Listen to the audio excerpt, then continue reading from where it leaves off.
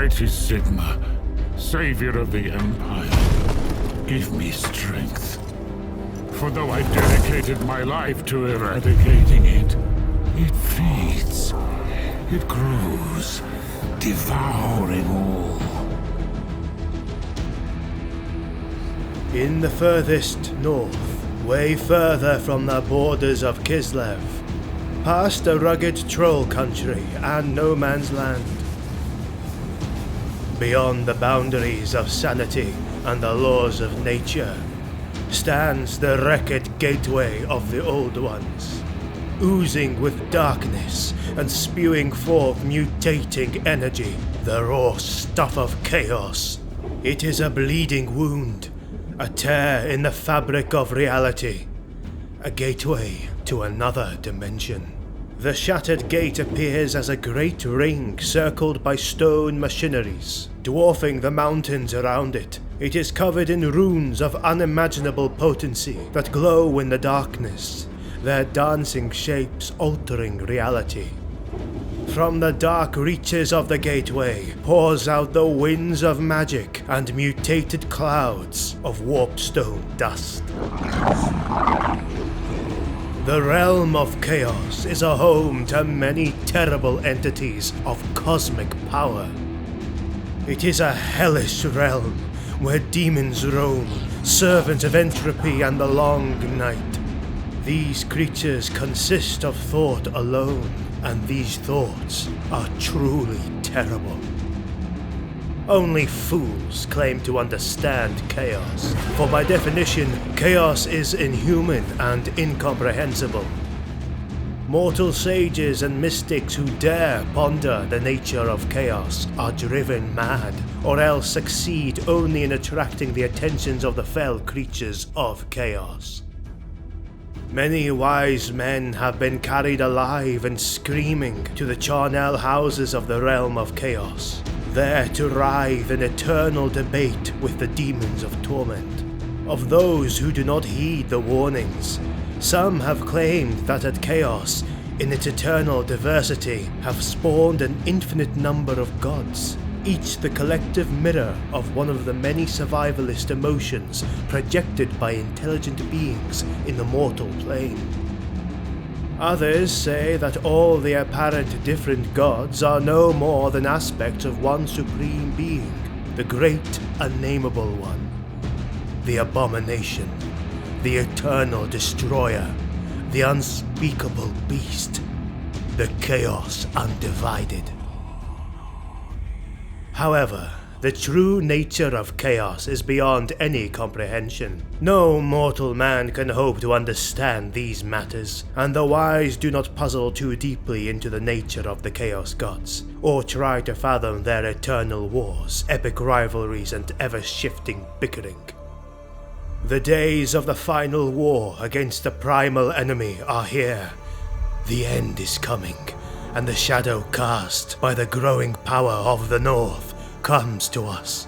We can only hope for our survival. Sigma, preserve us and deliver us as we go into the realm of chaos and explore the first of the 4 chaos gods that reign in the eternal darkness. The changer of ways, the great deceiver, he who controls the fate of the universe, the Lord of Change, Tzeentch. These names represent a being of pure entropy. He is the sorcerer of chaos, and his circle of influence is change, the mutable time stream and fate itself. His many followers infiltrate the human societies, forever plotting, biding their time, waiting for the moment to rise up against law, order, or any stabilized rule. Even though no 2 depictions of Tzeentch are identical, the Chaos God of Change has been described as a giant whose puckered face is conjoined with his torso. His skin writhes with leering, abhorrent faces in a state of constant change. Above his eyes are 2 spiraled horns, each alight with arcane fire. Tzeentch rejoices in using his guile and cunning to manipulate his enemies and supplicants to influence the future and their fates. Although Tzeentch resides within the realm of chaos, his attention is focused predominantly on the mortal world. The contradictions, hypocrisy, and deceit scarring the souls of mortals acts as a lure to the changer of ways. In some cases, he uses his mortal pawns in the great game against the other ruinous powers. However, he is mostly interested in satisfying his primal desire to control and twist the fates of every being as they become embroiled in his incomprehensible and infinite schemes. Tzeentch is the changer of ways. He is the supreme master of magic and subtlety. Tzeentch's plots are infinitely complex and interwoven, and he is the principal architect of the secret alliances and wars between his brother gods of chaos and the simpler and mortal men alike. Tzeentch is the chaos god that reigned supreme over the other ruinous powers during the first incursion of the mortal realm. The first great incursion of chaos occurred after the polar gates created by the Old Ones to separate the old world from the realm of chaos failed, unleashing a great calamity on the world that was known as the Great Catastrophe. The sweeping black winds, heavy with magic, twisted everything it touched, corrupting nature itself and transforming what was into new and tainted stuff. It was in this time of mutation and change that Tzeentch wielded powers greater than the other gods of chaos. The imbalance of power led Khorne, Nurgle and Slaanesh to plot against the Lord of Change, which culminated in Tzeentch being thrown from his perch within the Endless Mountains. The resulting impact shattered his body, scattering his life essence into 10,000 magical incantations, which still surge through the world upon the winds of magic each time their incantation is spoken. Even with Tzeentch's power being scattered, he still remains as one of the most prevalent chaos gods in terms of worship, as it is through him that mutation, transformation, blessings, ascensions, and death are wrought.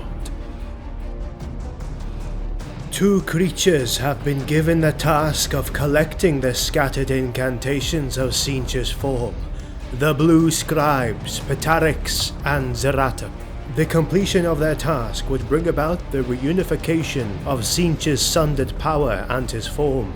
These brothers were granted more intelligence and self-awareness than typically bestowed upon the Deceiver's abominations, making Tzeentch fear the possibility of betrayal. As a safeguard, Tzeentch made the pair diametrically opposed to their charge. Ptahryx can transcribe the incantation of any spell using a pin feather from a Lord of Change, yet he has been denied the ability to read. Tzeentch can read the scrawlings of his brother, but cannot understand their meaning. So they exist, unleashing the devastation of their spell upon whichever realm is unfortunate enough to harbor their existence. Sadly, or unfortunately, their mission can never be completed after the mortals meddling with magic multiply the existing incantations to an insurmountable degree. So their mission keeps extending forever.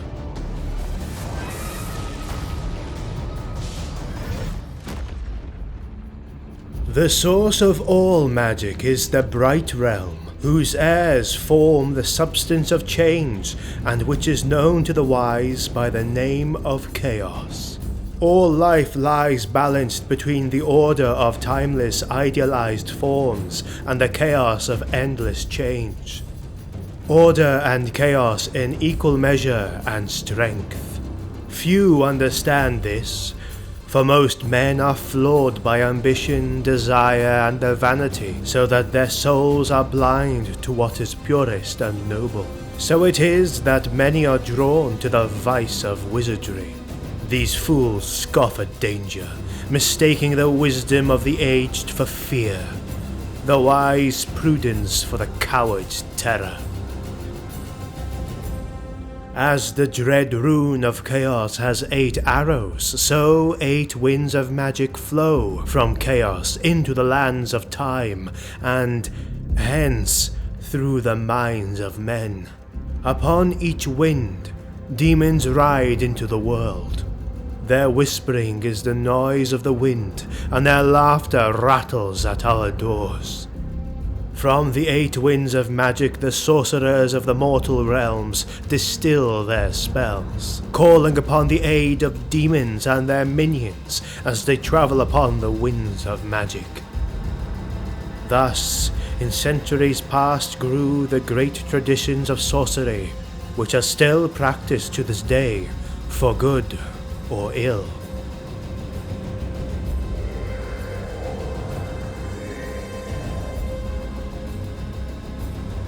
In the realm of chaos, time has no meaning, and the events of the past, the present, and the future all melt into one chaotic existence. Some debate that this is not one dimension, but many, an infinite number of alternative worlds, where everything is possible, and every variation of human history is played out as decreed in the beginning of time. Deep inside the realm of chaos, a place that is already incomprehensible by nature, lies the crystal labyrinth of the Lord of Change. Impossible paths snake throughout the entirety of the realm of chaos. The maze is fluid, ever-changing alongside the plans of its creator, subjecting any who would find themselves unfortunate enough to traverse it with madness, terror, and sickening hope. Different passages and rooms obey different physical laws, and what is true in one place can be the opposite right around the corner. At every step, the air is thick with broken dreams, and everywhere the light sparkles with fragments of shattered personality. Put simply, to enter the crystal labyrinth is to lose oneself, as not even demons are able to traverse the labyrinth safely without getting lost to an eternity inside the maze. It is said that at the heart of the crystal labyrinth lies the impossible fortress, its structure constantly shifting, sprouting and absorbing writhing spires in a malformed display, as the pink horrors that populate its halls sculpt its existence in the image of their master's plots, and as such, it is of an ever-changing nature. Were a mortal to find himself in the impossible fortress, he would not live long before being driven completely mad by visions of the future, past and present. Impossible and agonizing sounds, leering voices, and unreality warped in a million forms can drive even the most mentally strong being in a state of complete despair and hopelessness. The other Chaos Gods, in their never-ending war and desire to attack Tzeentch, have lost too many minions just trying to get beyond the first perplexing room, and any invaders must negotiate 100 or more of such chambers just to come before the hidden library and Tzeentch himself. Those who succumb to the warping nature of Tzeentch's palace collapse utterly in an implosion of consciousness and form. Those who are cursed to succumb to the chaotic nature of the impossible fortress quickly find themselves reborn as sorceress familiars, boons granted to the deceiver's champions in the mortal realm. Uncountable are the beings that have suffered such terrible fates. The sheer difficulty of navigating the impossible fortress has made Tzeentch unassailable, and the costly loss of every minion who tried to reach the hidden library within the fortress has discouraged the other ruinous powers from further attempts. Within the hidden library lies the root of Tzeentch's very existence. Tomes inscribed with all the forbidden knowledge in the universe are housed on its shelves alongside the Deceiver himself. He spends eons glimpsing inside the well of eternity, studying every facet of its existence in the hope that it will betray the secrets of the past and future so that he may use them in his own machinations.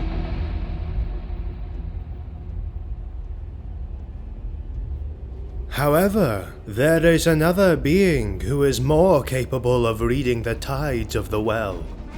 Kairos, Fate Weaver, survived being thrown into the depths by his master. It was the desire of the Changer of Ways to understand all things and find the answers to the many fundamental questions of time, space, and reality. And it is said that at the bottom of the Well of Eternity, such answers can be found. So Tzeentch himself threw the Fate Weaver into the unknown depths of the Well of Eternity. After uncountable years, Kairos Fate Weaver emerged again, clawing his way back, and with a remarkable ability. He was forever blinded to the present, but impossibly aware of the future and the past. He also now had two heads. Kairos emerged from the well, able to see things even hidden to his master, and so was pronounced as Tzeentch's own oracle. Seated at the right hand of Tzeentch, Kairos whispers a secret he perceives within the well. Each of his words are jealously recorded and protected by 9 times 9 Lords of Change, using quills of their own feathers and inked with the blood of Tzeentch. The primal god of change cares not about the scheming or plotting of his minions, for all that they know is also known to him. Each secret transcribed by a Lord of Change is made a part of Tzeentch forever, and his understanding of eternity comes ever closer. Kairos Fate Weaver used to be a remarkable Lord of Change before being thrown into the well and becoming something else.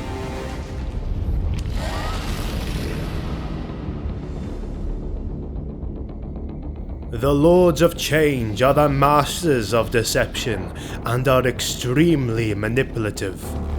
Nothing pleases them more than to see the seeds of their plots bring fruits in the form of destruction, betrayals, alliances, deaths, and renovation. To be able to alter the very history is their delight and entertainment, as well as their necessity and purpose. Lords of Change, also known as Feathered Lords, are highly intelligent and powerful beings that can even deny knowledge and truths to other demons, even fellow Lords of Change. Such is their power.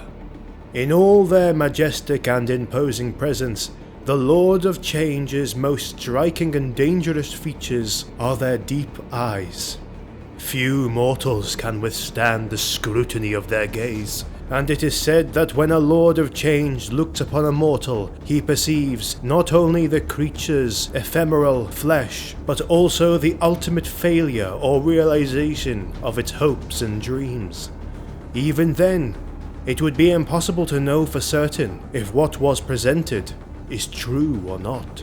Although a Lord of Change would almost always prefer to use magic and trickery to further its ends, he is still a fearsome fighter that can take on a one-on-one challenge. Countless heroes are the ones that have underestimated these strange creatures, thinking their wiry frames and fluttering wings fragile. Only when their weapons shatter against the otherworldly demon's skin and his mighty talons shred armor like paper do these valiant but not so smart heroes realize the terrible depth of their mistake.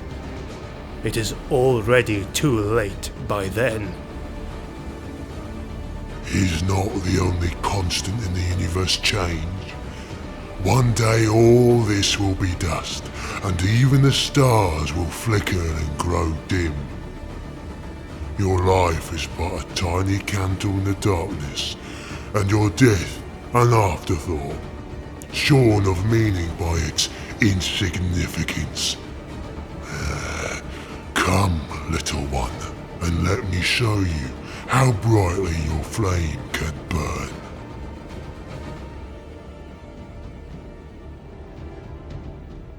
The changeling is capable of assuming the forms and perfectly replicating the behavior of any being save the great deceiver himself. There are many tales regarding how the horror has tricked the ruinous powers and mortal kingdoms into declaring war on each other, much to the delight of his master. However, the changeling would just as soon impersonate messengers and generals before a war as he would take on the shape of whichever foe possesses the most power and skill to decimate his enemies once a bloody battle is raging on. Chaos sorcerers wield the wild energies of entropy itself, reshaping reality to better serve their whims and those of their dark masters. Those champions of chaos who bear the ever-burning mark of Tzeentch have a natural capacity to manipulate magic, and a prescience that enables them to alter reality's course. They seek mastery over the magical arts, and they are madmen that seek to gain more and more knowledge, wisdom, and power, and in that infinite search, they fall into traps of the architect of fate. Without the patience and wisdom that the study of the raw powers of magic, a chaos sorcerer lacks due wariness and respect for the ultimate true dangers of magic. And so begins an inexorable descent into deformity and madness. Many are the paths that lead to this ultimate fate, but most often the Chaos Sorcerer seeks to expand his magical powers or harness more of the occult by simply bartering away another fraction of his soul, losing a little more and more of his humanity in the process. Before long, the aspirant feels his whole body and mind twist and alter, and as the gnawed remnants of his soul are finally devoured, he is plunged into the whirlpools of insanity for all eternity, leaving behind nothing of the man who was, his soul nothing but a puppet for the demons that he had made the unholy pacts with. Such is the cruel and ultimate fate of all who dabble with the entities of the warp.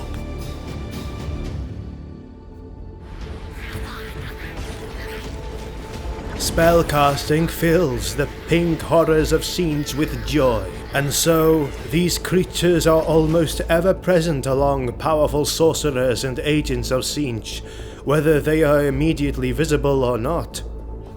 These pink creatures of the warp emit a special merriment as eldritch energy screeches from their upraised hands. These horrors are considered just pawns to be expended as part of a carefully wrought plan to bring the Lord of Change's plans into being. The same happens with the Flamers of Tzeentch, also known as Burning Horrors.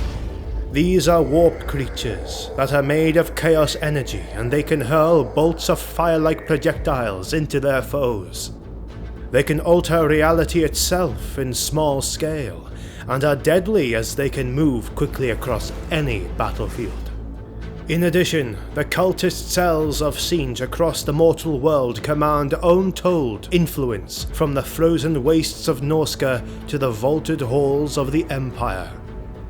Its members range from advisors within the court of Karl Franz and the Elector Counts to lowly rat-catchers in the sewers of Nuln, each vying for the powers granted through mutation and the bestowment of forbidden knowledge. Without a doubt, the most influential and powerful of every Chaos cult is the Purple Hand, who are driven towards their ultimate goal of one day controlling the Empire. However, the machinations of the Deceiver are shrouded to the eyes of even his most fervent followers. There have been many incursions from the vile beings that inhabit the realm of Chaos into the mortal world, first of them being the Great Catastrophe. Many more followed, and the world has been in a constant war against Chaos since time immemorial. In the year 231 of the Imperial calendar, the famous Battle of Glen Cursed took place. Demonettes and pink horrors burst forth from the caverns below Middenheim. They wreak considerable damage to the city and lay waste to nearby places before being vanquished at the Battle of Glen Cursed by the army of Count Rainer von Meckel. Von Meckel is left suffering terrible dreams for the rest of his life after that confrontation. Always the same, these nightmares have him striding eternally across a blasted and twisted landscape, populated by creatures much like those he had vanquished. His remaining years are spent in the care of one temple or another, as the priests work to calm his ravaged soul. 15 years to the day of his victory, von Meckel vanishes from a locked room. What his ultimate fate is, none can say with certainty. Hundreds of years later, another event which involved Tzeentch took place. It was in the year 2520 of the Imperial calendar, and it would be known later as the Year of Woe. As mortals reckon, it was in this year that Tzeentch sent Kairos Fateweaver to steal the 12 enchanted artifacts, once possessed by the companions of the legendary Gilles le Breton. So important was this goal of Tzeentch that he dispatched the greater part of his armies to the mortal plane. So began Bretonia's Year of Woe, where the tombs of the companions were ransacked, nearby towns razed, and countless thousands of Bretonians, high and lowborn alike, met their deaths at the tentacles of Tzeentchian demons. Castles were of no defense, for their crude stones were easily tumbled by the sorceries of pink horrors, or transmuted by the warp fires of flamers. Only at Grail shrines, where the power of the lady still waxed strong, could any shelter be found. Worse, with each artifact recovered, Fateweaver's demons grew ever more powerful. In the initial battle about Montfort and Canel, the lances and valor of the Bretonian knights cost the demonic hosts greatly.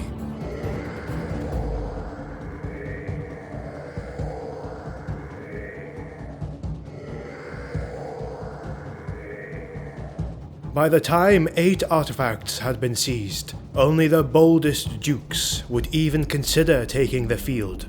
In the 12th month, with only a single artifact outside of Fateweaver's clutches, only the current king of Bretonia chanced his arm, and he lost far more battles than he won. The final battle of the Year of Woe was the Siege of Mouchillon, for it was in this city that the last artifact lay. At the height of the siege, the Bretonian armies made one last sortie against their abusers. As they did so, help arrived from the most unusual source. Nurgle had long been fond of Mouchillon, for it had been the breeding ground for many of his favourite plagues. He could not bear the thought of the city being eradicated by the minions of his hated brother Tzeentch, and he loosed his own armies. Unaware of the wider battle being fought, the Bretonians gave no quarter that day. They saw only an army of demons given over to fighting amongst itself, and slaughtered everything that came before their lances.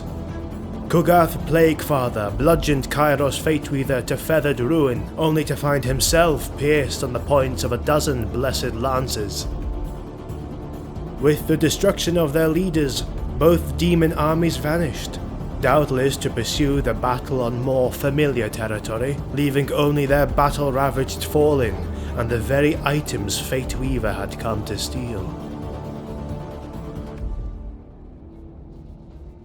There are many incursions of chaos demons into the world, but they would be harder to manifest if not for the countless mortal followers of the chaos gods that enable them to cross the warp and manifest into the mortal realms.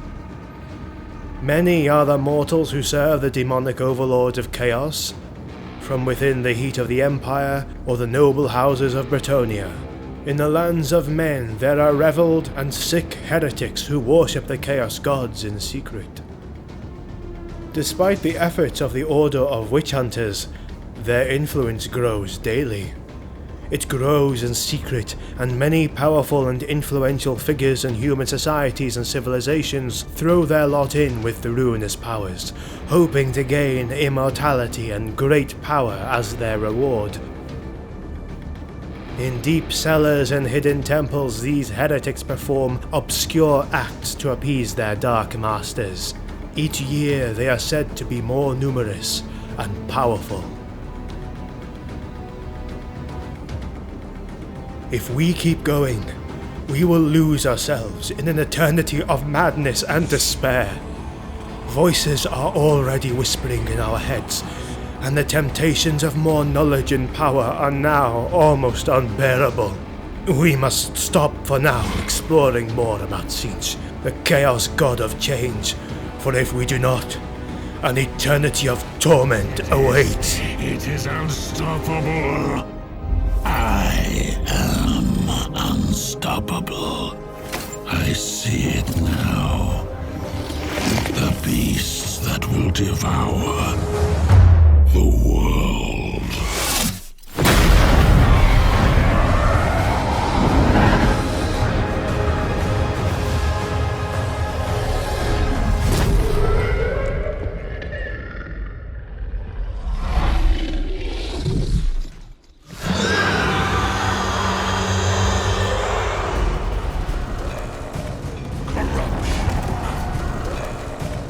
A pestilent prey. While the demons and creatures of all the four chaos gods are terrifying and monstrous to behold, those created by the plague god Nurgle are undoubtedly the foulest and most disgusting, if not in mind, then certainly in body. Their corporeal forms, as they march forth from the Garden of Nurgle deep within the realm of chaos, are bloated, corpulent and ripe with countless horrific diseases. They are harbingers of decay and rot, heralds of misery and hopelessness, and only the purest of warriors can stand against them.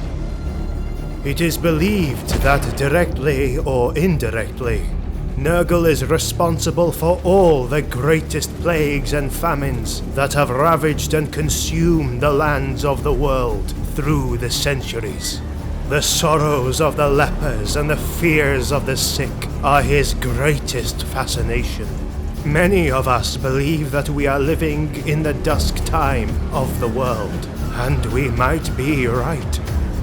May Sigmar forgive us as we bring this knowledge to you, for these are heretical writings and thoughts. But this must be shared to warn the scholars that will come after us. This is a warning of the growing danger that is now gnawing at the doors of our very existence. The putrescent stench of chaos and its terrible influence is now rooted deep within our souls, and there is no escape from that despair. Now, we will go into the realm of Nurgle and explore the particularities that shape this chaos god. May Sigmar protect us as we go deep within the realm of chaos, and may he guide our souls as we traverse this unforgiving place. Oh, great Nurgle, accept this offering of blood and filth. Witness my devotion and send your might to slither through my clotted vein.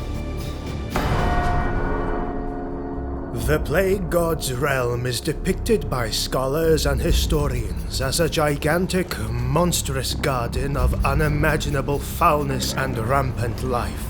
Time and space shrinks and expands in this place, as so does life and death.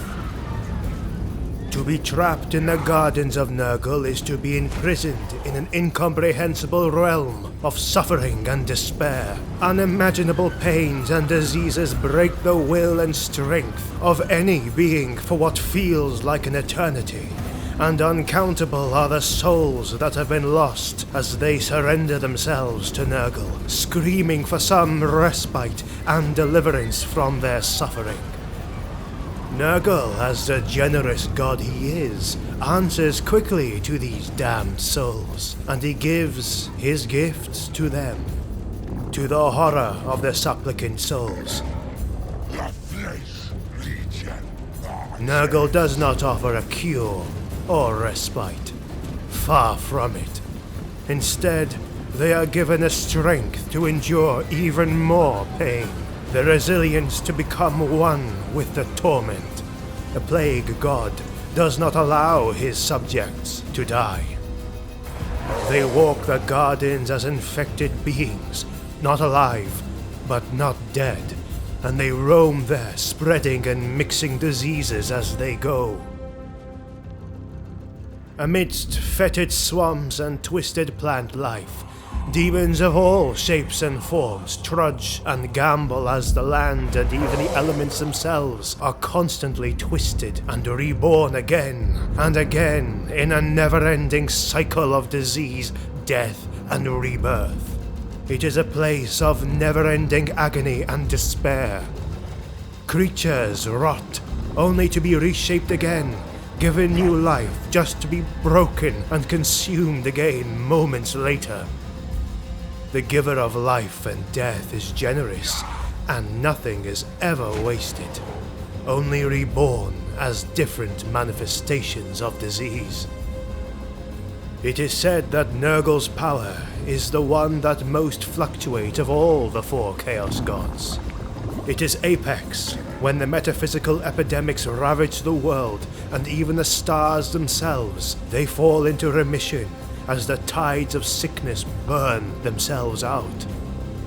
Yet, his powers rise again as the sickness and corruption begin to spread once again, consuming it all. Entropy is everlasting, as is the presence of Nurgle in the realms.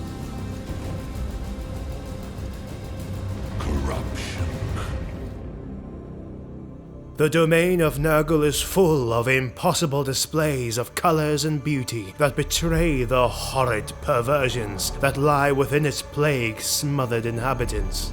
Those who survive long enough to explore the garden may discover the fields of tongues rotting under the influence of Nurgle's latest experiments, or trees composed entirely of mortal flesh. As the experiments of the Plague Father change, so too do the fetid lands he commands.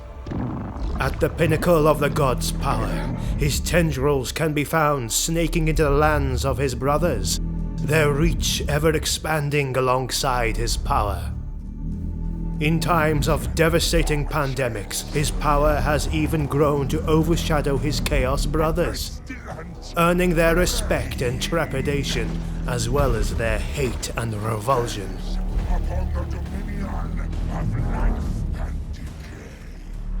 The grand cultivator of Nurgle's plague gardens is none other than Horticulus Slaanesh, a dour and pragmatic creation who some scholars say was the first plague bearer to be created.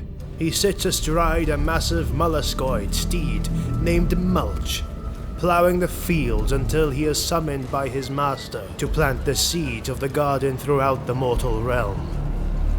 However, he is also sent to reap what is sown, culling the enemies of the plague legions with a set of rusty pruning shears and leaving trails of rich soil where the inhabitants of Nurgle's garden can flourish. Enshrined in the center of the garden is Nurgle's ancient homestead, one can find an enormous building rife with rotten wood and fungus-encrusted walls that creak under the sweeping winds of contagion. An impossibly large, rotting chair sits alone on the veranda overlooking the gardens and orchards of trees bearing rotting fruit for the Plague Father himself. A record of every creation made by Nurgle can be found in the attic, where a cadre of plague bearers constantly catalogue the jars of rotting, plague-ridden souls that are cursed to wither for all time. Within the kitchen sits Nurgle's prized possession, a black cauldron large enough to hold the contents of the mortal world's oceans that he labours over for untold eons to concoct new and horrific diseases. This cauldron is said to contain every disease in the world and beyond.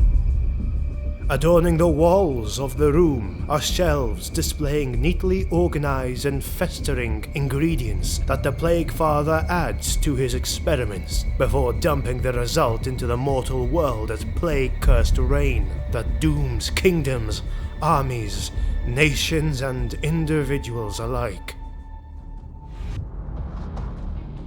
Nurgle himself is said to be an impossibly vast, gigantic mound of rotting flesh, ridden with all the diseases of the world, with open sores and gaping wounds in which his lesser minions cavort and frolic. His gigantic body is bloated with corruption and exudes an overpowering stench.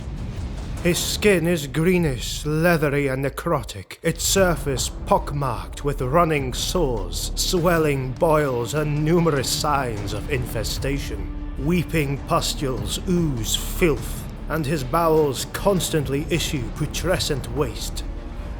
Nurgle's inner organs, rank with excremental decay, spilled through the ruptured skin to hang like obscene fruit around his girth. From these organs burst tiny demons, which chew on the rotting bowels and suck upon the nauseous juices within. Beneath his fingernails, maggots and other carrion feeders lay eggs around which develop cysts that periodically burst open and spew their rancid payloads. Nurgle is depicted hunched over his cauldron of poxes, humming cheerfully as he brews with joy the infinite diseases to unleash upon the material and immaterial realms alike. The gigantic mountain of filth that is Nurgle is made up of all the feelings of despair and hopelessness that the beings in the mortal world experience. The grandfather of all diseases spreads his corruption and filth all across the lands to cause unimaginable suffering, and thus gaining more strength in the realm of chaos. Grandfather Nurgle is said to be as generous as he is malignant. He is seldom described as a selfish and spiteful god. Instead, he is said to be more than content to share his diseases, bacteria, and epidemics without remorse. His plagues are gifts bound to be received by all. To spread the transforming virulence and corruption is his goal. Like a plague that spreads silently in the body until it's too late, so the corruption of Nurgle spreads through the world until all is doomed to succumb agonizingly to the terrible diseases, only to be reborn again as something new and twisted, reshaped by the will of the great corruptor. Deep within the Garden of Nurgle, the Plague God's favoured servants have toiled without rest to cultivate for him new agents of decay, corruption, and misery. The greater demons of Nurgle are amongst the most horrific creations known to the mortal realm and the warp alike. The form and personality of a great unclean one is a near replica of their creator, with leathery skin and horrific wounds that leak chunky and poisonous pus. They are bloated mounds of flesh and rot, but they are no mere brutes. Each is a shrewd, cunning creature, a capable warlord and sorcerer full of strength, dark humor, and Nurgle's most potent plagues. Nurglings burst from the pustules, coating the necrotic organs that drape through their rotting skin, left to an existence of being crushed, eaten, or shaken free to spread pestilence. The air around these monsters is corrupted with every contagion known to the Dark God, and they waddle across the battlefield, muttering jokes so foul that the souls of any who hear them shrivel. They command their armies with joy in their twisted souls. Their paternal bond they share with those they command leads them to be sentimental about the accomplishments of those who call the Great Unclean Ones Father Nurgle. While the Great Unclean Ones focus on spreading the diseases of Nurgle far and wide, the one named Kugath has all his attention focused on creating the perfect plague, the epitome of disease, a pox so powerful that it can even infect the gods themselves. Kugath has been known in history by many names: the Plague Weaver, the Poxmaker, the Fetind Brewmaster, and many more names and titles. Scholars of all disciplines shiver when they hear this name spoken aloud. On his quest for the ultimate disease, he is one of the most willing of Nurgle's demons to go out into the mortal realms to test his creations and to gather subjects and ingredients for his unique and horrific experiments. There is no count as to how many toxic creations have been brought to existence by the twisted combinations that Kugath brews in his cauldron. This unholy being is forever fascinated by the breeding of new and virulent life, and the thousands of subjects he has caged in his putrid mansion, mortal and demons alike, are his ingredients. Rotigus Rainfather is another extremely dangerous being. He is a dark magus that uses rituals and arcane knowledge to spread Nurgle's vile diseases. They may not necessarily look it, but Great Unclean Ones are dangerously intelligent. They are scientists, horticulturists, and biologists at heart, and they love delving into the natural order of things and finding new ways to turn things to ruin and rot. Rainfather, bringer of plenty, we beseech you, bathe us in your rain, and to you our praises will be offered. The bulk of Nurgle's army is populated by plague bearers, horrific creations that personify all that the Dark God is, with their cyclopean faces, weeping sores, and bloated forms that have split to reveal the rotting entrails within. They are created from the tainted souls of mortals who were slain by the most horrific of the god's creations, Nurgle's rot. A disease that causes one's body to swell and rot like a corpse, yet keeps them from death until they welcome the disease into their soul and submit themselves to Nurgle for all eternity. Those who have distinguished themselves in the service of the Lord of Pestilence are granted a rotfly to use as a mount, a beast of Nurgle that has festered malice in its soul, and has been betrayed by those it holds in confidence.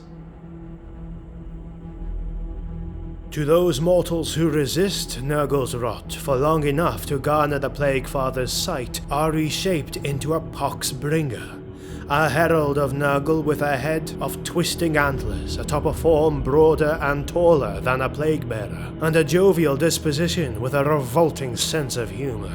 These chosen act as lieutenants amongst the Plague Legion's Talibans, enacting the commands of the Great Unclean Ones and slaying the champions of their enemies with twisted enchantments or by unleashing devastating blows from their extremely toxic plague swords that have been dipped within Nurgle's cauldron. The bulky, bounding beasts of Nurgle are amongst the friendliest and most cheerful of all of Nurgle's demons, as there is actually little room for hate in their minds. Yet they fail to realize that their titanic bulk and rancid, extremely toxic slime are fatal to their mortal playmates, meaning that they invariably almost always suffer a moment of disappointment before shambling off to find new friends to play with, leaving only chunks of rotten meat behind. The anatomy of these beasts has very little to do with natural biology, and their shapes and sizes vary greatly. Of the infinite diseases that exist in the realm of Nurgle and beyond, it is Epidemius who is the chosen talisman to catalogue all of the Plague Lord's toxic creations. The burden of the talisman is unending, as are the uncountable diseases and variants that exist. A dedicated group of Nurglings attend to Epidemius in his never-ending quest, and they are always busy doing paperwork and classifying each disease as they see it. There is a story that tells of the unholy bargain that Epidemius and Malekith made.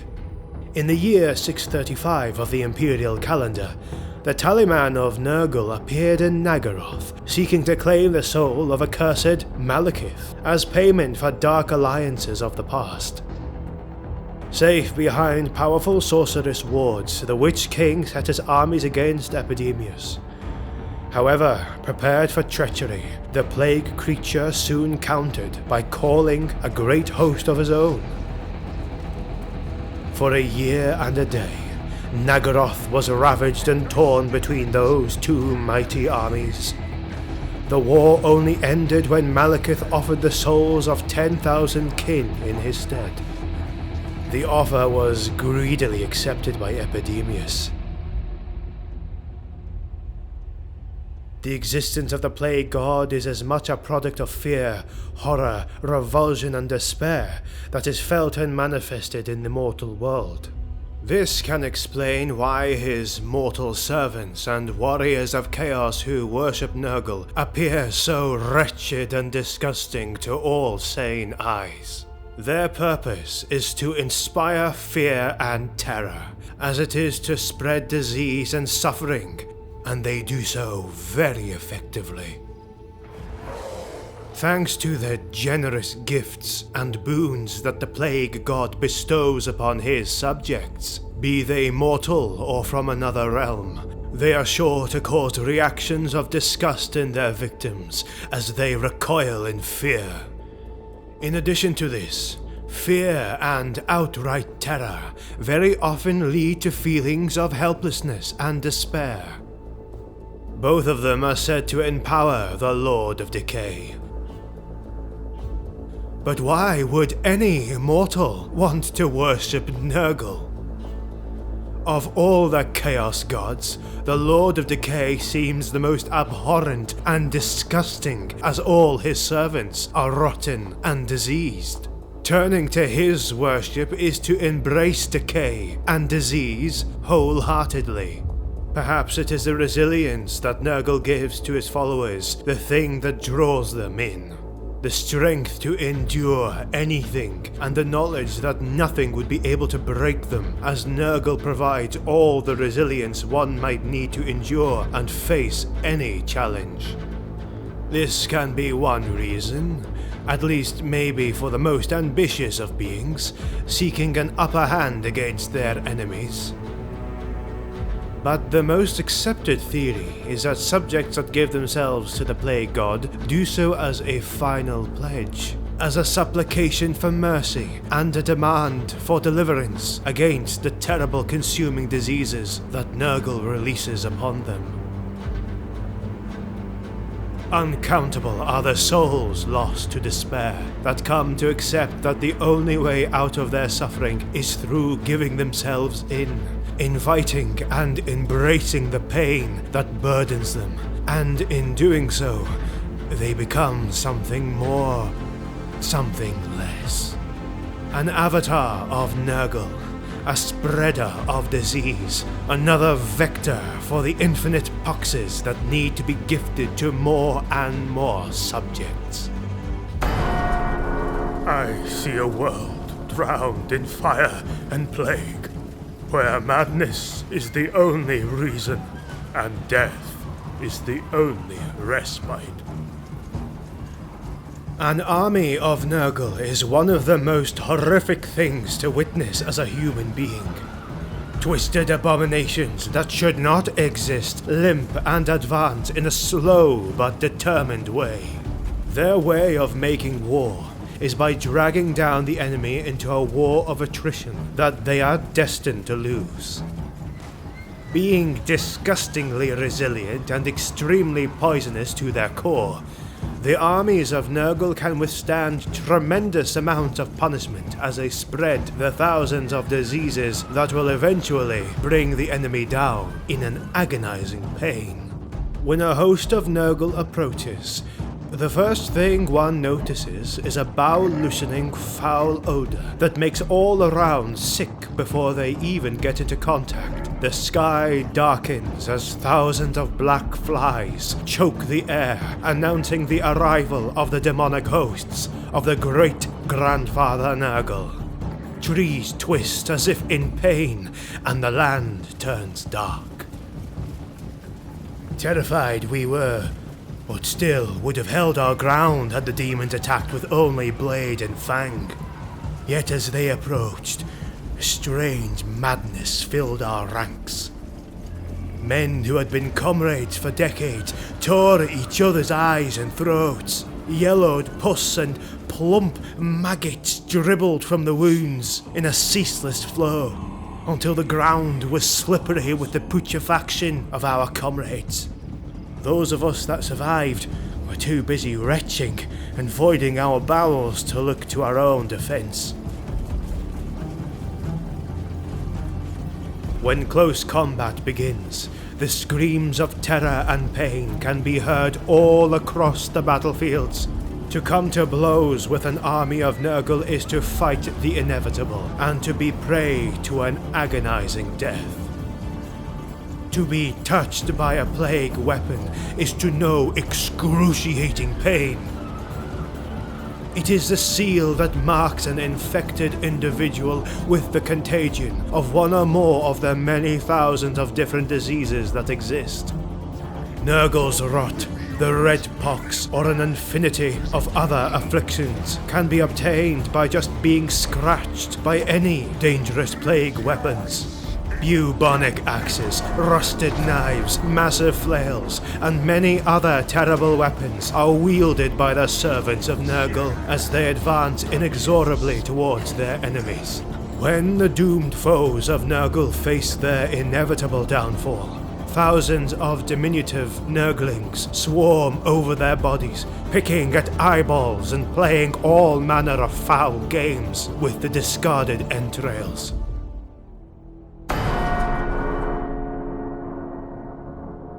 In the year 111 of the Imperial calendar, a great demonic horde advanced and corrupted everything in their path over the World's Edge Mountains, bringing ruin in its wake. Not one single demon led this massive horde, as it was too numerous to be guided by a single will. But it was Kugath Plaguefather who led the attack on the dwarf capital of Karazakarak, the mightiest of dwarf holds, just as he had done 5,000 years before. Under the Plaguefather's direction, the demons assailed the dwarf defenders with every contagion ever to curse the world. Many honorable dwarfs fell to the contagions, most of them suffering a slow and agonizing death. Others quickly consumed by strange infections that seemed to devour them alive. The toll was great. Yet, as in Kugath's last assault on these grounds, the tenacity and stubbornness of the dwarfs proved too much for even his most prized and exotic plagues.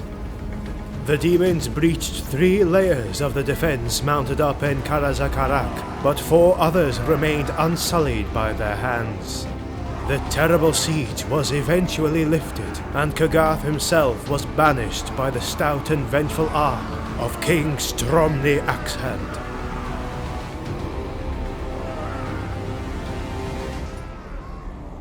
Fear is the first step on the road to his hell, and hopelessness is the chair in which he binds his slaves. Sorrow is his nourishment, horror gives him form. He is our impotence to resist the ravages of time, and he is our morbidity. Nurgle is the nauseating lord of the plague, who is always festering and corrupting everything, spreading and rotting entire civilizations. He is the architect of all rot and corruption, be it physical, moral, or ideological. It is he who unleashes the terrible diseases that take such horrific toll on the inhabitants of the old world and beyond. And who can claim that he is truly free from his grasp? Come to me. The human mind is a dark and deep well that no one can say to fully understand in its infinite complexity.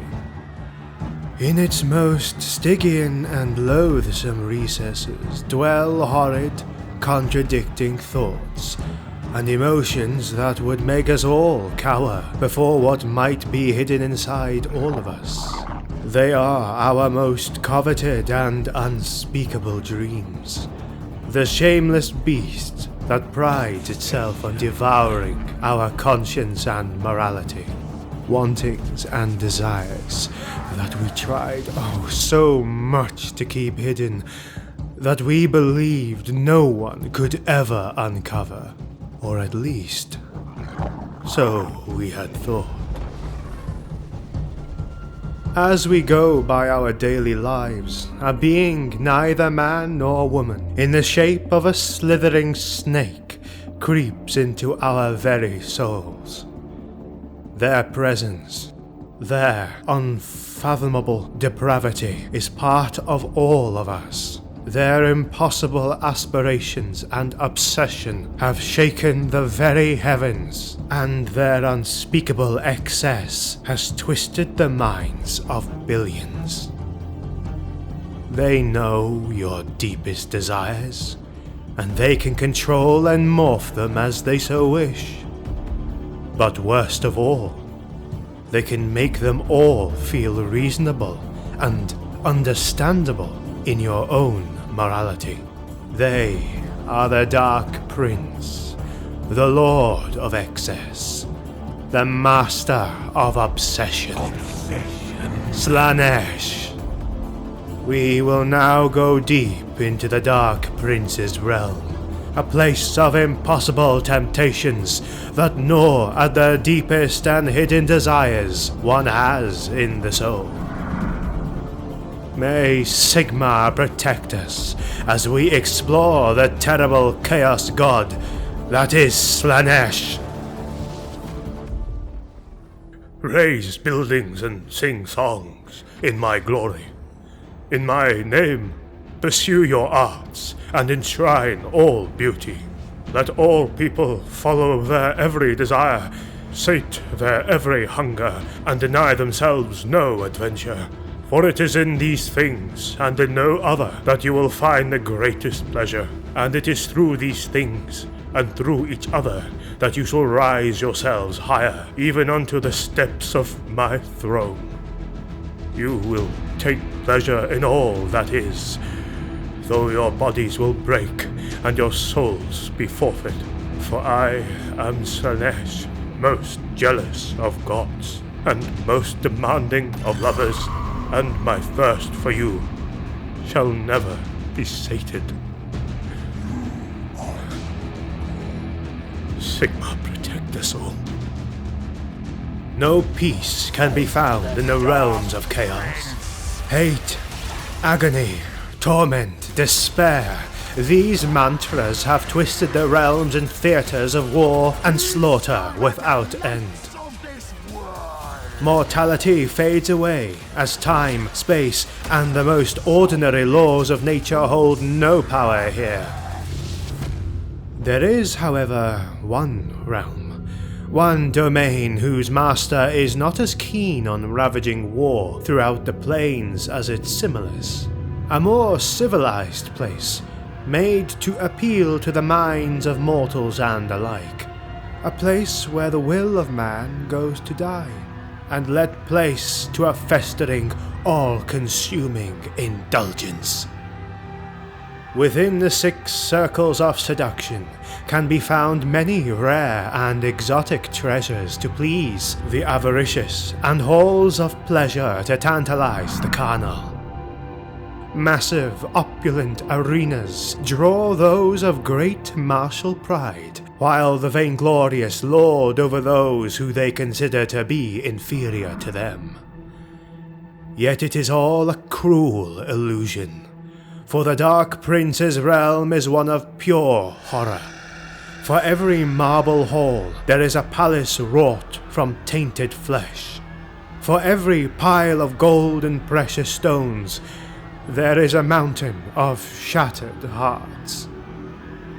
6 circles await for the foolish or bold enough to attempt reaching the Dark Prince, held high up in his palace at the heart of his realm, sat on his throne. This is the realm of Slaanesh. The first circle is avidity.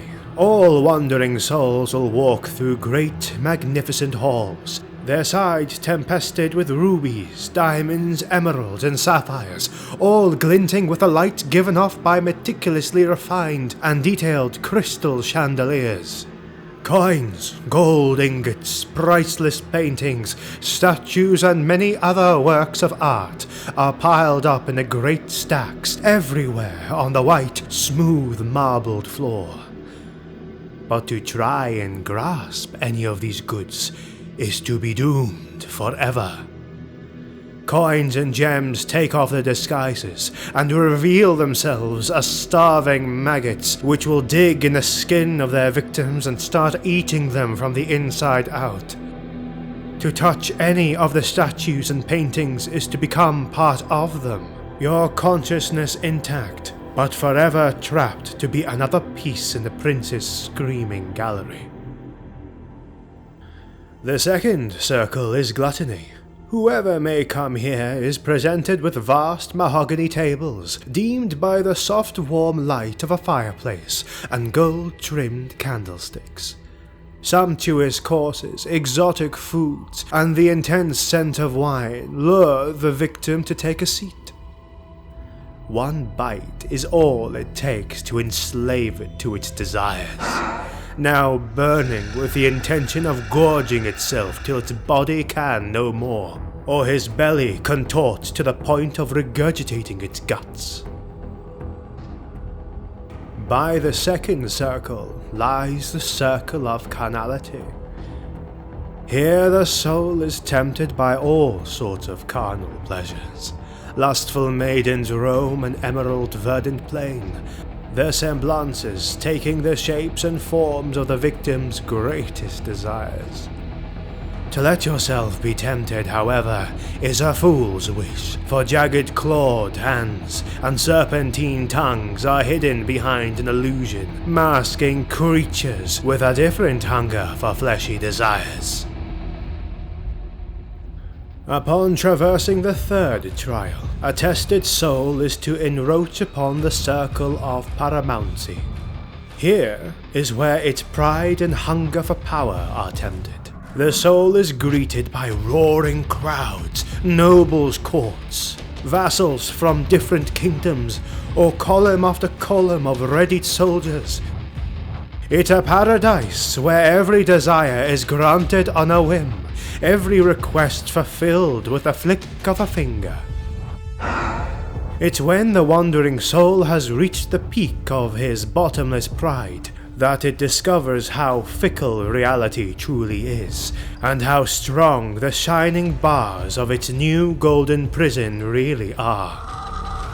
As every smile, every curtsy, and every action is sullied with the fear of betrayal, a surmounting paranoia comes crashing down on the poor lost soul, starting a slow and never-ending descent into madness.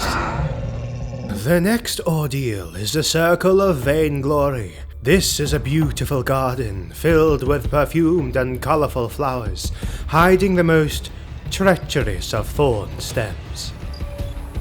Most dangerous of all are the whispers and chuckles of women and nymphs telling of past successes, bigger and small, dedicating particular attention to the unheeded temptations of the past circles. For a soul to be lured by such adulations means to stray away from the beaten path. Be led in the thick forest's undergrowth, where thorny briars and roots take a hold of their victim and start slowly breaking every bone and joint. Whilst the flattering voices now turn to mocking laughter as they list every one of the soul's failures in the cruelest of parodies. Finally, the last and most dangerous of the 6 circles of seduction, the Circle of Indolency.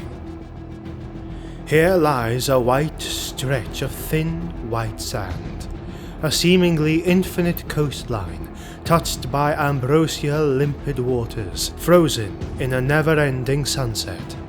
Every wave, every stone and every grain of sand is soothing to the touch, and as a wandering soul tries to move forward, it realizes that at every step its legs become heavier and heavier.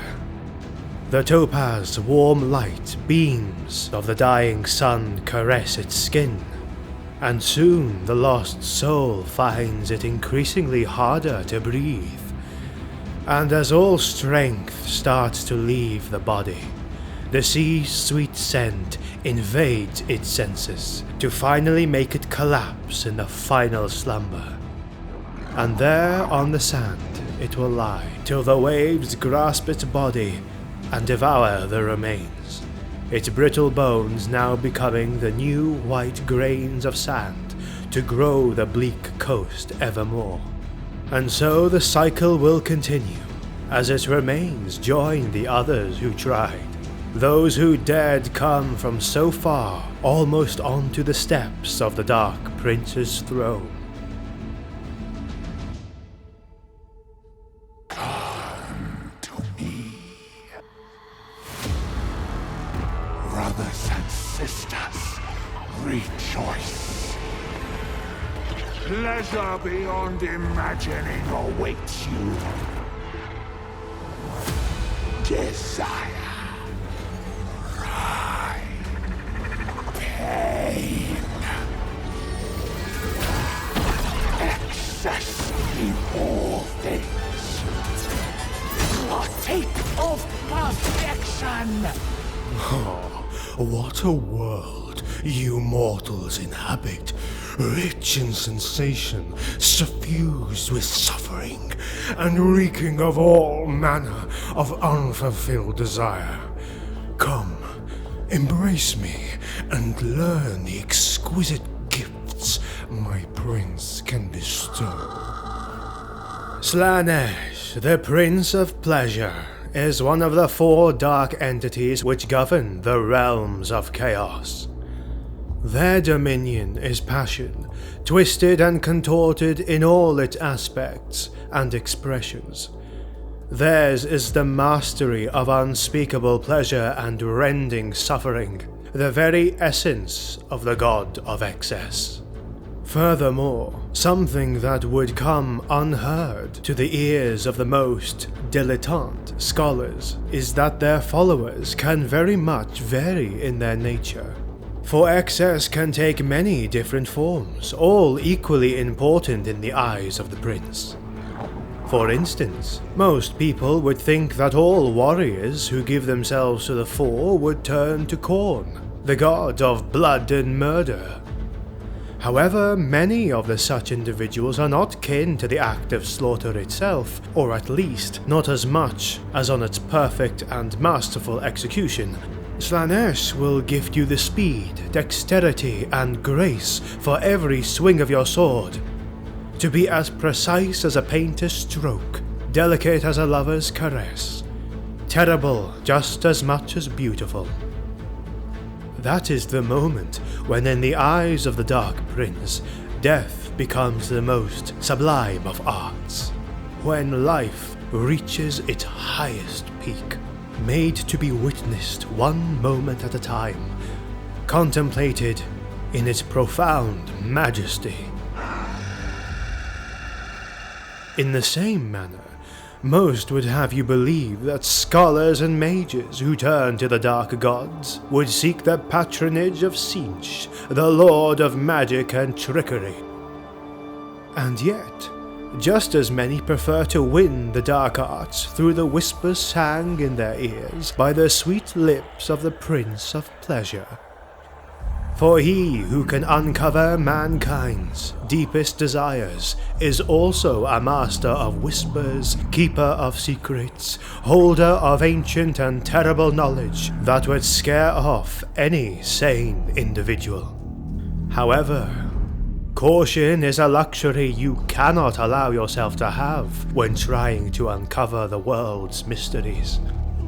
And so, these wandering followers will eventually be consumed by a slowly building obsession, their hunger for secrets, a gaping, starving hole which will carve itself in their hearts, craving for more. Always more whispers, always more knowledge. And once they will finally obtain it all, they will rejoice and bathe in the stillness quiet of their filled desires. Then they'll break, screaming and tearing at their eyes and ears as a cacophony of thoughts and emotions takes a hold of their sanity.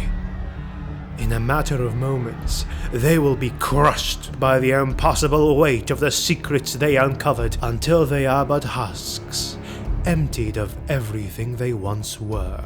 Such is the price to pay when attempting to scale the steps to the Dark Prince's throne.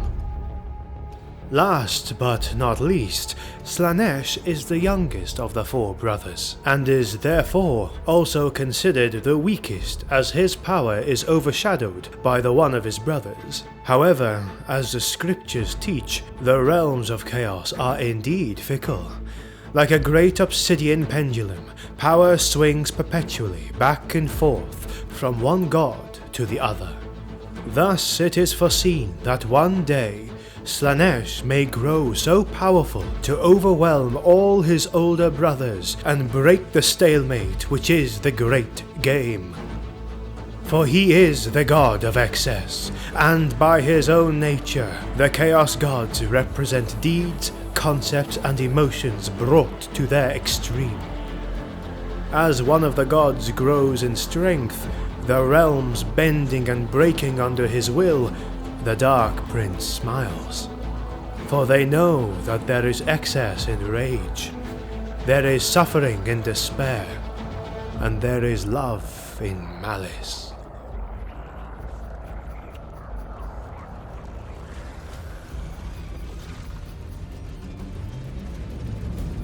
The Warbringers of the Chaos Gods march forth, towering over their lesser minions, all given form by the will of Slaanesh.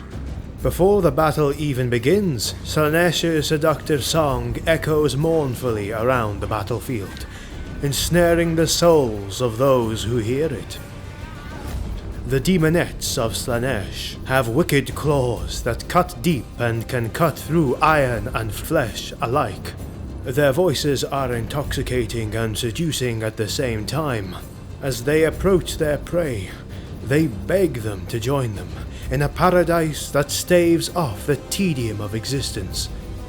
Many are the fools who fall for this temptation, only to discover that the palaces of pleasure and promises of excessive indulgence are only a mask of a terrible hell that never ends. The demonettes are often accompanied by outriders, terrible entities mounted on swift steeds. They move across the battlefield with incredible agility, always seeking their prey. They are said to be so fast, they can charm time itself and so can travel and move between the seconds to reach their unfortunate enemies that are often not prepared to respond to the swiftness of these relentless hunters. These creatures can sense the unique smells of the souls of their victims, and once they have identified the scent, they can pursue their prey through time and space for eternity if they so desire. But as the malignant and cruel beings that they are, they keep chasing their victims to the limit of their sanity, only leaving the slimmest chance of hope in them, only to continue to torment them until they have finally given up. It is then that the Seekers drag their souls to the realm of chaos to be tormented forever in Slaanesh's loathsome chambers.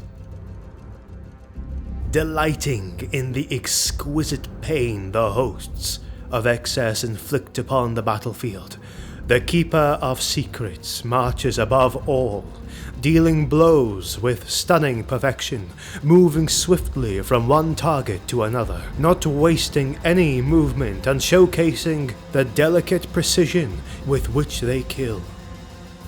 It is known that these greater demons of Slaanesh are also very capable spellcasters, able to manifest terrible expressions of destructive magic into the world.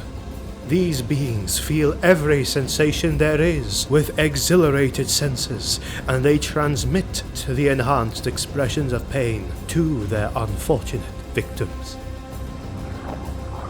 The hosts of Slaanesh march forth full of vibrant colours and wicked manifestations of unlimited and unrestrained excess.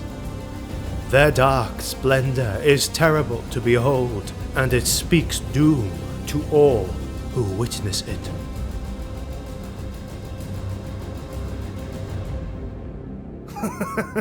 And you ask how I could do such a thing?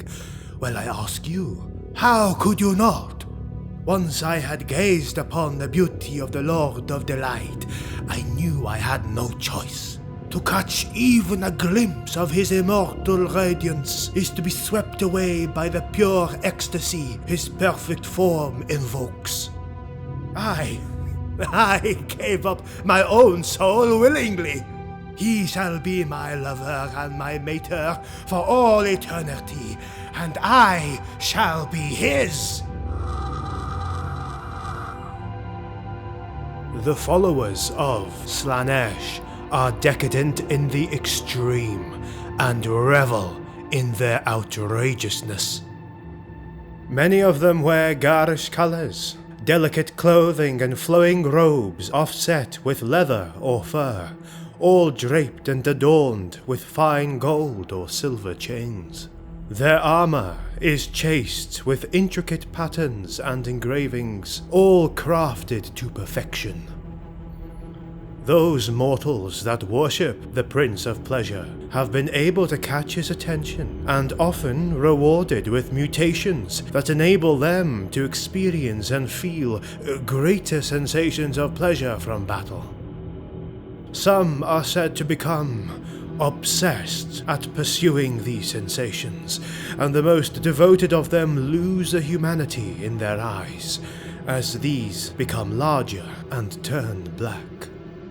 Despite this, there are many Slaanesh followers that cannot be identified as easily as their appearance can show.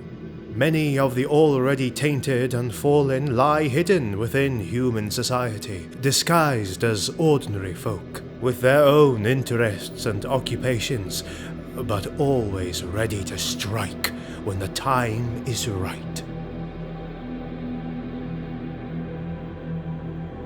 To enter the realm of Slaanesh is to enter a place of eternal damnation.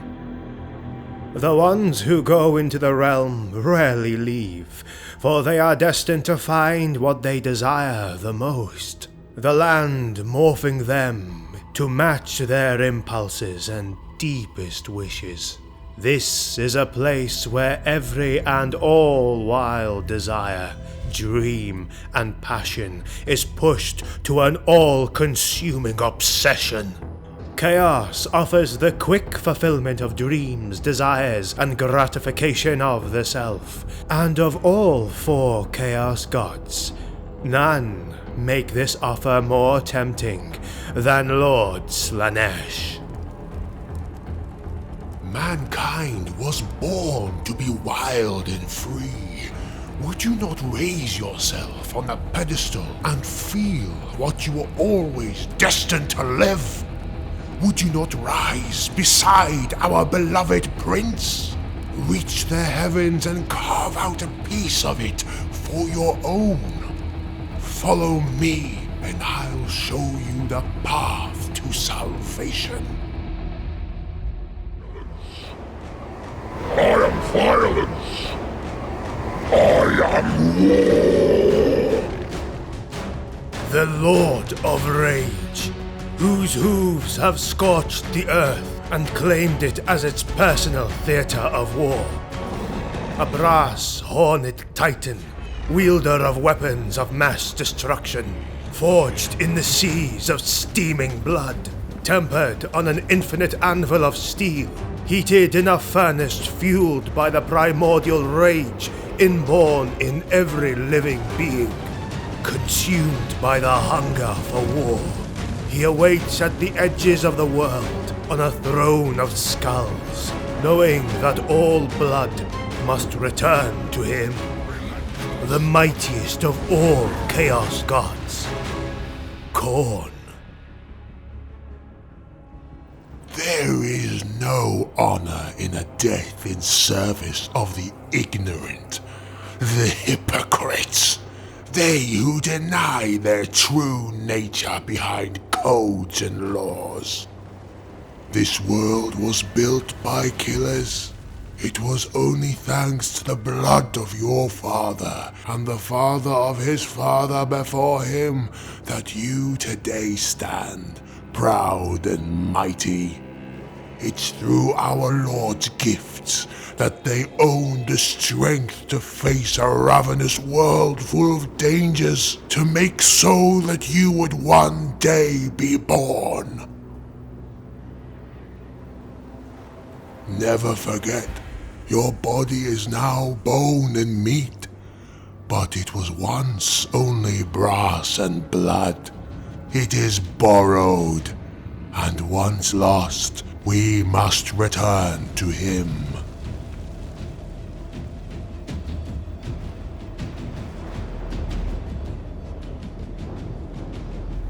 The Blood God, Khorne, is one of the 4 dark entities that comprise the forces of chaos. His dominion is violence, wielded in all its shapes and forms. Hence, it is no surprise that in a world ravaged by war and slaughters, he, out of all 4 other Chaos gods, would be considered the most powerful, as it is not necessary for any mortal to praise the Lord of Blood to grant him strength.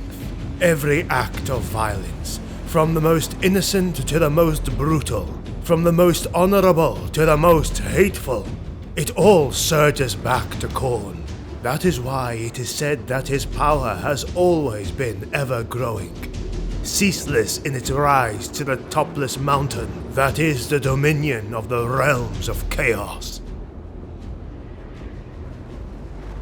Khorne's own realm is nothing more than a stage for his minions, to entertain him for his amusement, the largest of all the Chaos realms. It is a searing hot, wasted land, turned red after millennia of battle. Mixed with the crimson is the black smoldering ash that rains constantly from the sky, as volcanic activity is present everywhere throughout the land and has covered the earth with its black ash and red smoldering debris. It is not rare for a new gaping mouth to suddenly come out, bursting from the earth with fire and magma, roaring and crying out its rage to existence. Trampling and crushing all around it, it claims its rightful place between the long mountain chains that traverse the realm like a bone-white spine. Meanwhile, small patches of black chalk trees survive around the edges of the cracked lands. the Blood God's main stage for battle, right outside his quarters' gates.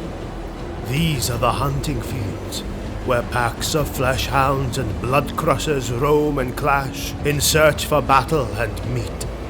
Above their growling, one can hear the distant sound of hammered metal.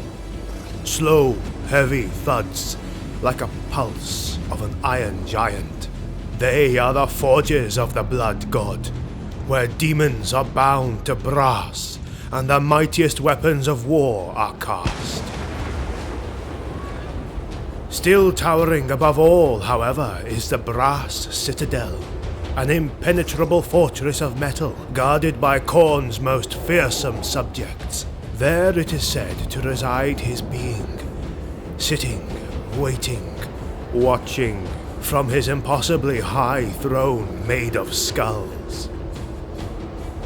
The lands tremble at his will, for whenever the mighty god of war is angered, his rage shakes the very heavens and resounds throughout the entirety of the realms of chaos, and even beyond. Accompanying it are the echoes of slaughters resonating from every stone, every grain of sand and pool of magma, of mighty lords and heroes, all cut down before the altar of the Blood God. In the rare cases when his domain is not being threatened by his rival brothers, and no plans of assault are made onto their own realms, the Blood God's minions resort to fighting each other in masterful and brutal displays of might. For the god of war doesn't care from whom the blood is spilt, as long as it flows in red rivers.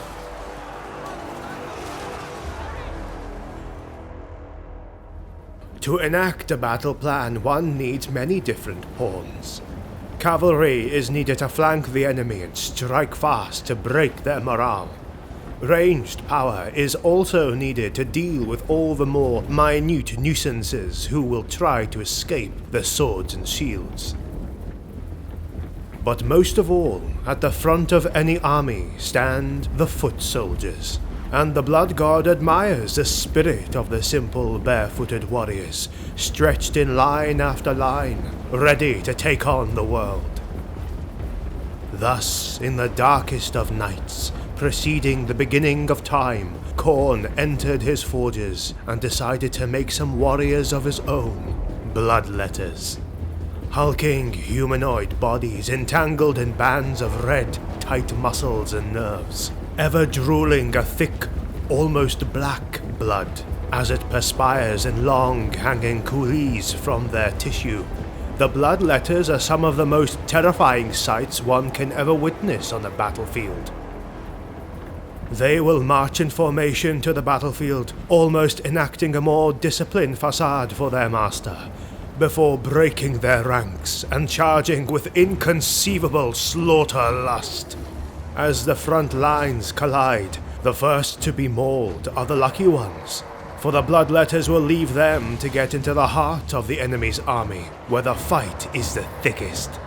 Disciplined warriors and noble swordsmen alike cry out for help as they are beaten and cut down to an unrecognizable mess of meat and bone, impaled and burned in ear-rending screams by the devilish weapons of Khorne's subjects. The still dying are eaten or left to bleed out, as the enemies of the Blood God scatter in a foolish attempt to save their lives. Every bloodletter possesses a damned, jagged blade made out from its own essence. It's bound to him, as it can never be knocked out from his grasp, and serves as a catalyst of his power. Hissing, flaming tongues engulf its steel in a bright, red inferno, without, however, consuming it. For such diabolic weapons do not hunger for material nourishment, but for the life essence of their victims. Thousands have perished after hours of excruciating agony once touched by their malefic power, and even the mightiest and sturdiest of heroes have been laid low by their effects, putting themselves out of their misery, or for the few lucky enough to have a caretaker implore them to, foolishly convinced that death would deliver them from their suffering. but none could really refuse, for attending one of such subjects is a nightmarish experience. In but a few hours, their skin and tissue slowly begin to shrivel and crack like dry soil, letting streaming blood flow out in a crimson shower as their bones start heating and boiling their flesh from the inside. They scream, tearing off their hairs as their eyes melt, soon followed by their tongue and teeth. Once the screams finally cease, only a shriveled, burnt husk is left, and soon after, where there was once a body, nothing but black ash remains. Rewarded for their ferocity, every time a bloodletter strikes down an enemy of the blood god, their shrieking soul joins the flames burning around the bloodletter's blade, granting it new power. Thus, differently from any other foe, bloodletters are at the most powerful of the culmination of a battle. It was silence. The wintry midnight air stung my lungs like a needle at every breath, whilst the humid cold stuck to my body and battered through my skin, making my bones shiver. We saw the war bands coming the night before. It wasn't an arduous job for our hunters. Their torches and banners flung into the sky like bleeding red stars. We were ready, or so we thought. We had barricaded the entire castle, layer after layer of defence in the already tight and hazardous streets and alleys. If we would have died, we would have given them a fight. A fight to take a toll on their forces and maybe slow their advance. Give the villagers in the countryside a chance of survival. But then, the ground shook. I saw behind the walls' parapets the hills quake and tremble as hundreds upon hundreds of hooves shattered the horizon from the northwest. I kissed the bare amulet I always held tight on my wrist and muttered a few prayers. The red and brass horde charged our walls. Confused, I braced, unsure of their intentions, but it all became suddenly clear. As the first row of beasts smashed through the hardy stone, urged by the murderous bloodlust of their hellish knights, crack after crack, the wall sundered, and what we had hoped to be an arduous and long battle became what we had all feared, slaughter. Find me skulls, little man, or yours is next.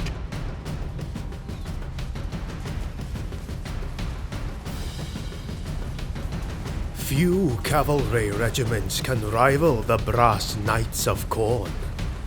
They are the elite vanguard of every Khornet warband, comprised of renowned bloodletters and their ferocious steeds, the Juggernauts. Rhinoceroid creatures made of bulking metal, fiery blood, and unrivaled ferocity. Their wide jaws are full of jagged daggers. Their metal, bloodied hooves are heavy as boulders, and their fiery breath is as hot as magma. Nothing can stand before them. Blood Crushers charge headforth into any and all enemies they face, no matter their size or numbers. They have been witnessed bringing down massive giants, thundering dragon ogres and immense dragons, as no foe is great or strong enough to be above being another offering upon the blood god's altar. Only a few selected individuals among the bloodletters' ranks are bestowed upon by their lord himself the trophy and privilege that is riding a juggernaut, if they ever survive their attempts at dominating them. These massive beasts are dragged out from the gates of the brass citadel by their aspiring knights, whom try to wrestle them into submission. Many aspirants can't even manage to get on their steeds' back, as they are overwhelmed and trampled under their metal hooves. Others succeed, but only to be thrown away a few moments from entering the intense struggle as the beasts tries to unseat them with all their might. The few who survive the challenge, however, know they have gained not only Khorne's blessing, but an unstoppable dealer of death as a companion. Together, knight and mount will ride out, rending and slashing a path into the heart of armies and warbands. They will shout their wrath to the heavens, so that even their master may hear them, so that even him may hear that his will is being made in his name, in the name of war. Blood for the Blood God! Skulls for the Skull Throne! The Flesh Hounds of Khorne, also known as Hounds of Wrath, are sent first ahead of the main battle lines. Having the savage appearance of a canine mixed with reptile, they hunt their foe with reckless ambition and without rest. The Flesh Hounds are fearless, save for that fear of their master, Khorne himself. Their desire for living flesh makes them rush faster into the enemy lines, provoking despair in the hearts of all but the most valiant of warriors. With their savage charge, they open the ranks, leaving their foes vulnerable to the inevitable assault of the bloodletters and bloodcrushers that follow close behind. In battle, they are protected against magic by the brass circlets they all carry. These are forged at the feet of Khorne himself, and they are a gift from their god that protects against the cowardice of the wizards and mages that cast spells. When the battle is won and the enemy army is retreating, running for their lives, the Hounds of Wrath hunt the fleeing across the battlefield and into forests, dens, swamps, or jungles alike, never tiring from the chase and always having their scent on them. When the enemy is reached, the Flesh Hounds do what they do best and leave nothing of the enemy behind, save for broken bone and teared flesh. Once the hunt is complete for the Flesh Hounds and the prey is finished, they return to Khorne's throne room and wait impatiently for the call of their master.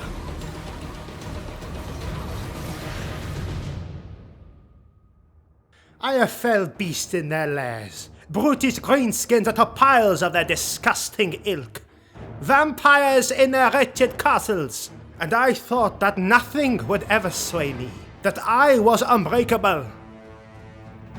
Until the day I saw it. Those black wings, they blot out the sun. Everything went dark. And then the screams, the fear, the rage, the hatred. I thought I would never have survived, but I did. I cowered under the carcass of mine own stallion, but I shouldn't have. I should have died there. I want death before that thing comes for me. Please, please, I beg of you. The peak of service to Khorne is provided by his demons, amongst which the most powerful are the dreaded bloodthirsters. Huge in size, their appalling visage is known to drive men, elves and dwarves mad with dread alike.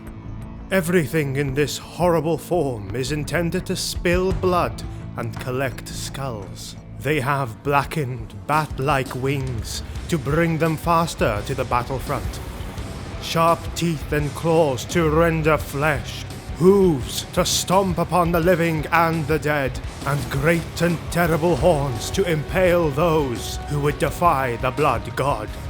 Created out of the infinite anger of the god of war himself, a bloodthirster's skin is made out of coarse fur and brass armor. When one of these winged devils descend into combat, the entire world around them is afflicted by their aura of power. The skies darken, the ground quakes under their hooves and boils after the heat emitted by their incandescent brass armor. Bloodthirsters have been witnessed wielding an array of different weapons, but most of them prefer the use of a mighty axe and a cruelly barbed lash. With the strength granted by muscle tough as tempered iron, these already massive and impressive weapons can wreak untold havoc in any and all armies. Bloodthirsters have been seen tearing through regiments of troops with one fell strike of their axe, and where they meet resistance from afar, the range advantage granted them from their lash can more than suffice. They are the true demigods of war, the apex of all the incarnations of the god of murder. They are his favorite subjects, and therefore his generals in charge of vast hosts. And with such position comes many titles. Drinkers of blood, bloodied ones, Lord of Skulls, Death Bringers, Guardians of the Throne, and many, many more. And judging by what slaughter host is being discussed, their generals can vary in their ways of warfare. The Bloodthirsters of Unfettered Fury command the 8th host, the Bloodletter Legions. They are armed with the traditional weapons of their kind, but not for that they are to be underestimated when compared to their peers. They have become masters of axe and lash, and more than any other general belonging to other murder hosts, they can utilize these weapons with brutal efficiency and devastating effects. These mighty warlords have been seen breaking dragons' wings in one blow of their whips, and breaking even the toughest shield walls with one wide slash from their axes. At any time, 8,800 of these monsters will be at their master's command, and they serve him with the hot, rent spirit of only the mightiest of all armies of the Dark Gods. Then there are the hosts of the Bloodthirsters of Insensate Rage, the Reavers of the Bloody Path. These champions of the War God are the most fanatic and boundless of all his subjects, and their arrival on the battlefield has seen even the proudest warriors fall to their knees, their mouths washed with the taste of dust and blood. They wield a mighty two-handed axe, several times bigger than any mortal man, a weapon of such size and weight that even other Bloodthirsters have trouble just lifting it. But not for the lords of the 6th host. They not only can brandish the devastating weapons, but fight with it for hours and even days. They have no specific purpose in the Blood God's legions, for these are some of his powerful warriors, and few battles really deserve their presence. Hence, they spend most of their time in the Brass Citadel itself, where Khorne calls upon them to fight among themselves in the fighting rings. There they can clash against each other, or battle against any of Khorne's horrific collection of beasts and behemoths in epic displays of might. The Wrath of Khorne Bloodthirsters are the leaders of the 3rd host, the headsmen of Khorne.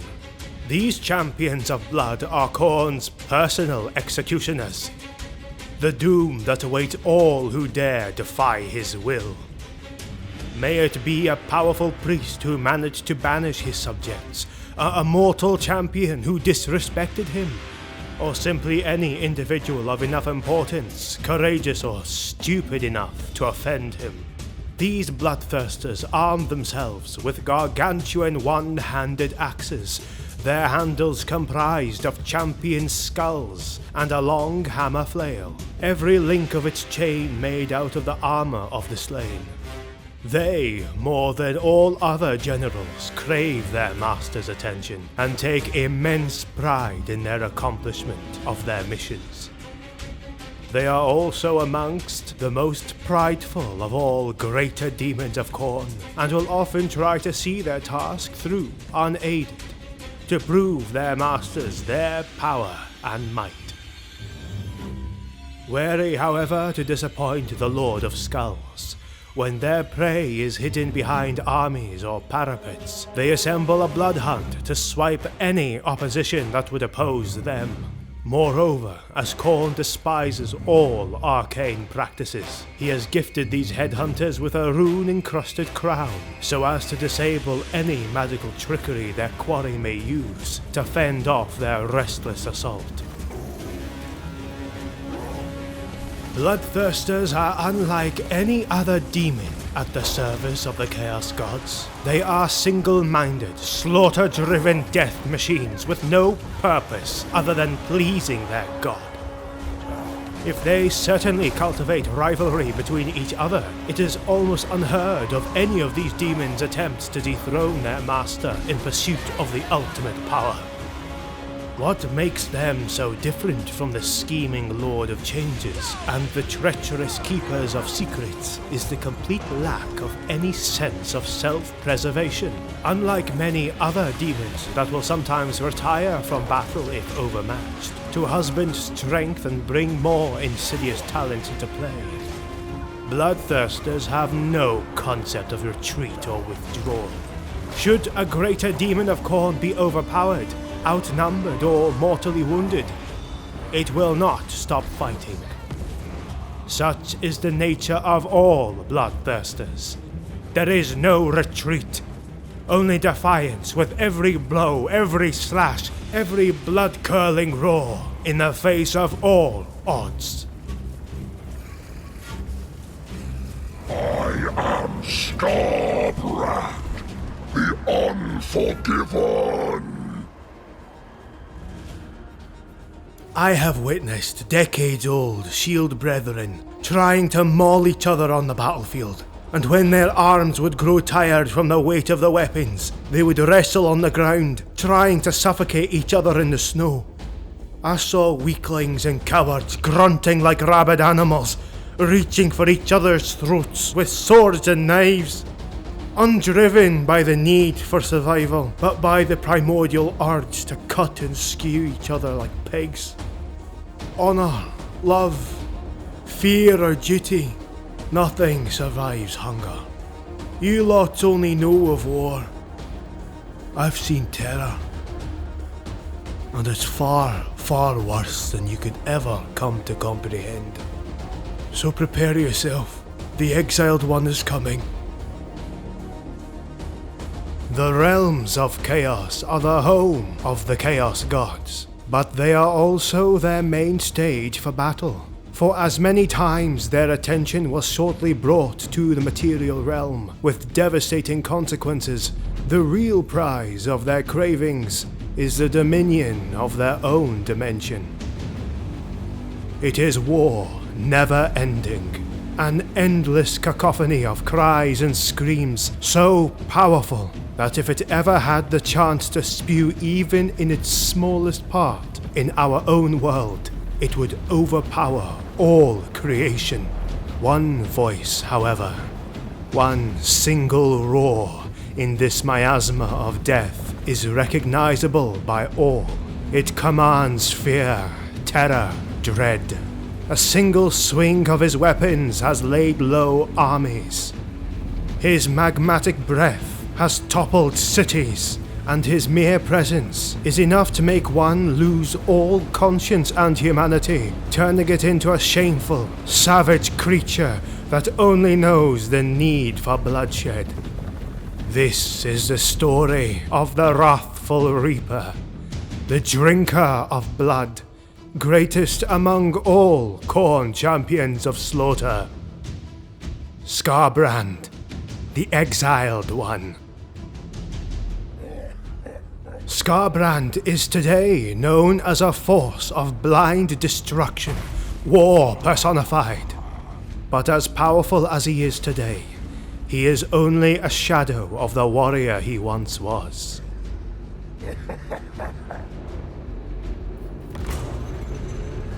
On your feet!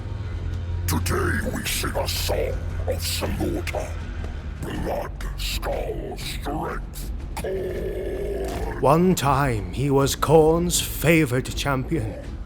He, like no other, had piled skulls at the feet of his patron's throne. And always him, like no one else, was capable to cull enough bodies to drown entire civilizations in rivers of blood. His victories were uncountable. The gates of Slaanesh's first palace could not stop him, nor could the combined armies of all the Chaos Gods. Once he was at the lead of the 8 hosts of murder, but the pride that filled his heart soon became an exploitable liability for the gods of betrayal. One fateful day, once the mighty Khorne had his back turned and his attention elsewhere, the always smouldering embers of Skarbrand's fury were fanned. Tzeentch's alluring whispers sneaked into the bloodthirster's mind, and so his pride grew hot. Blinded by the soon encroaching rage, Skarbrand gathered all his strength and struck a mighty blow at his own patron god. His weapons, 2 gargantuan axes, carnage and slaughter, combined with Skarbrand's strength, were so powerful to have shaken the very fabric of reality. But all they could accomplish in his attempt at betrayal was just a dent into the war god's armor. Overtaken by a wave of all-consuming anger, Khorne turned to his betrayer and in but an instant brought one of his hands to clench tightly at his neck.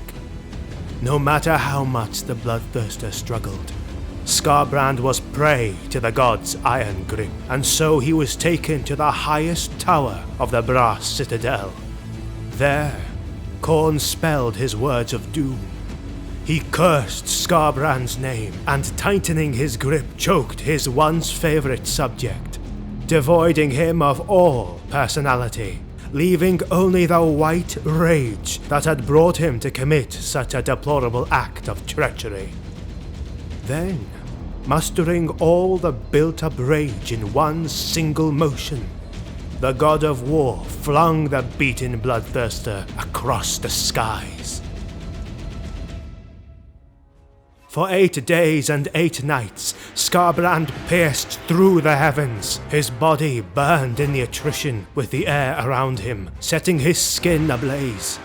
All those who would have witnessed the descent would then go on to refer to it as a red flaming comet, an omen of dark times approaching. Once the banished demon's mauled body landed, leaving a giant crater in his contact with the ground, very little of the old Skarbrand remained. His now tattered wings made him unable to soar through the skies, a firm reminder of his fall from grace. The left side of his face had also melted away, to reveal bone-white skull below, while his left eye still burned with the fires of hatred. This, a symbol of his pride and honor, now scarred forever. But most importantly, now devoided of all personality. Maddened by the pain of his descent, his mind was frozen in the hate-fueled rage that had overtaken him the moment he decided to betray his god. So Skarbrand would start roaming the lands of both man and demons in a mindless pursuit of slaughter, destroying all and everything before him. But no matter how many skulls he would seize, no matter how many oceans of blood he would spill, nothing would make him redeemed in the eyes of his god. For there is no forgiveness in Khorne's black heart. And only in his banishment could Skarbrand continue to serve him, to become the Exiled One. In the year 2515 of the Imperial calendar, the Skaven burrow of Festus Spike was attacked by a dwarf expedition seeking to reclaim one of the lost hammers of Valea. The dwarfs, always stubborn and determined to achieve their objectives and restore their honor, killed the Skaven with every swing of their axes. Chanting the songs of Valea, they were quickly gaining ground.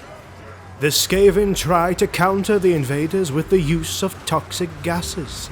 This tactic had worked before, and it was ideal to use against the almost impenetrable armor and defenses of the dwarfs. A few of the stubborn warriors fell, coughing and dying, grasping for air as they fell to the ground. But they held and kept reaping a terrible toll on the Skaven horde. Seeing that the fight was being lost and the dwarfs were quickly dispatching the Vermintide, a powerful Grey Seer attempted to summon a Vermin Lord of the Horned Rat. It was a big mistake. Instead, he conjured the legion of none other than that of the bloodthirster Skarbrand, who then rampaged amongst both the dwarf and Skaven armies with incredible ferocity.